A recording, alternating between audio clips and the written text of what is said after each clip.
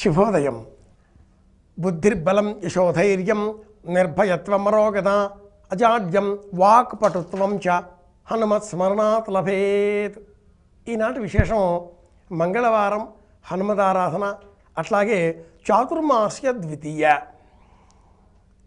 ఆషాఢమాసం శుక్లపక్షం ఏకాదశి మొదలుగా కార్తీక మాసం శుక్లపక్షం ఏకాదశి వరకు ఉండేటటువంటి 4 నెలల కాలాన్ని మనం చాతుర్మాస్యాలుగా పాటిస్తూ ఉంటే, అందులో వచ్చేటటువంటి విధియ తిథి తొలుదొలుగా వచ్చేటటువంటి విధియ తిథి ఆషాఢమాసం బహుళపక్షంలో వచ్చేటటువంటిది.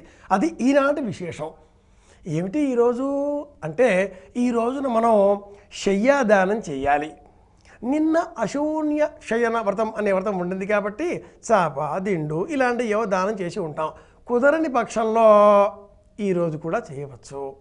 శ్రీయపతి శ్రీమన్నారాయణమూర్తి వాకుడు చెట్టు క్రింద తన చేతినే తలగడగా పెట్టుకుని నిద్రిస్తూ ఉంటాడు అని చెబుతారే, ఈ రోజున స్వామి కొంచెం కదలికలు కనిపిస్తాయి అని కూడా పౌరాణిక కథనాలు ఇలా తెలియజేస్తాయి.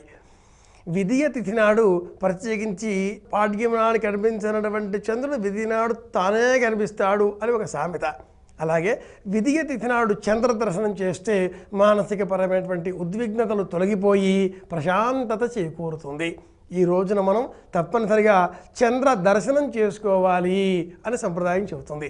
అలాగే ఈ రోజున మనం బియ్యం, మినుములు వీటిని దానం చేసినట్లయితే మనకు శ్రేయస్సు కలుగుతుంది. కలకాలం ఆనందంతో ధన సంపదలతో మనం ఆనందంగా ఉంటామని కూడా సంప్రదాయం చెబుతుంది.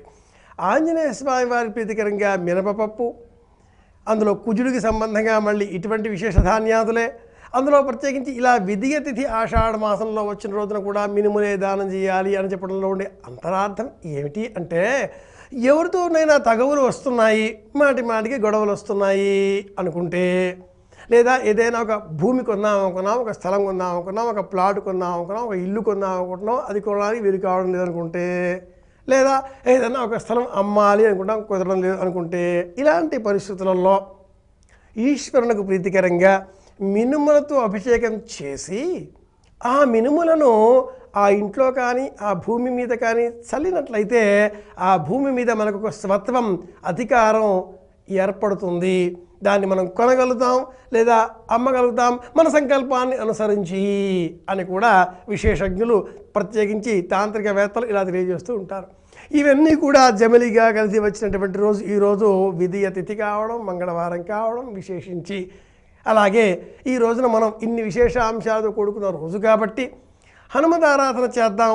అలాగే ఏదైనా ఇల్లు, ప్లాటో, స్థలమో కొనాలి అనుకుంటే దాని తగినటువంటి సంకల్పాదులతో శివారాధన చేద్దాం. ఆంజనేయ స్వామి ఈశ్వర అంశ సంభూతుడు. మాసమా ఆషాఢమాసం, విశేషాంశాల అమ్మ తల్లి పూజలు. ప్రతిరోజు కూడా ఏదో ఒక విశేషంగా ఏదో ఒక రూపంలో ఎక్కడో ఒక దగ్గర బోనాల పండుగలుగా మనం ఈ మాసమంతా కూడా జరుపుకుంటూ ఉంటాం. ఇది కూడా మళ్ళీ పరోక్షంగా శివారాధనకే దారితీస్తుంది. శివుడిని ఆరాధన చేస్తే అమ్మ సంతోషించదా? జగదంబ జగత్ కళ్యాణకారిణి పార్వతీదేవి ఆవిడ కూడా సంతోషిస్తుందిగా.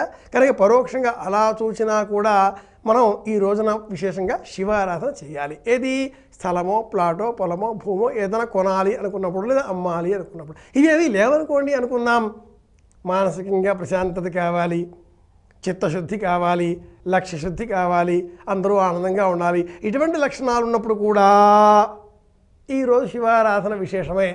పరోక్షంగా హనుమదారాధన చేసినా శివారాధన చేసినా కూడా రెండు ఒకటే అనుస్మా. పూర్వం ఆలయాలలో ప్రతి ఊళ్ళో కూడా ఒక హనుమదాలయం ఉండేది. ఆ ఆంజనేయ స్వామి వారి సన్నిధానంలో ఒక శివలింగం తప్పనిసరి. ఊరి చివర మర్రి చెట్టు, ఆ మర్రి చెట్టు కింద హనుమానుల సన్నిధానంలో శివలింగం. ఏమిటి కథ అంటే, ఆనందం కలిగించేటటువంటి స్వరూపం అక్కడ శివారాధన, శివస్వరూపం.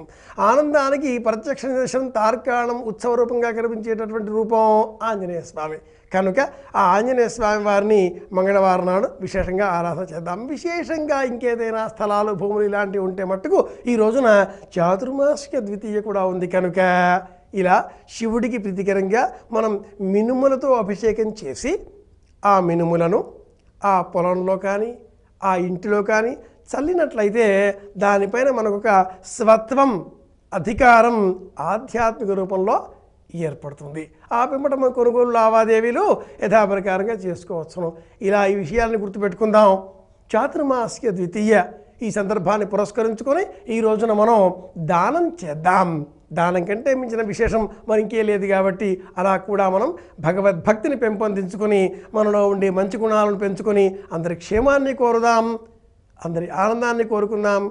మళ్ళీ రేపు కలుసుకుందాం అని విన్నవిస్తూ శుభమస్తు.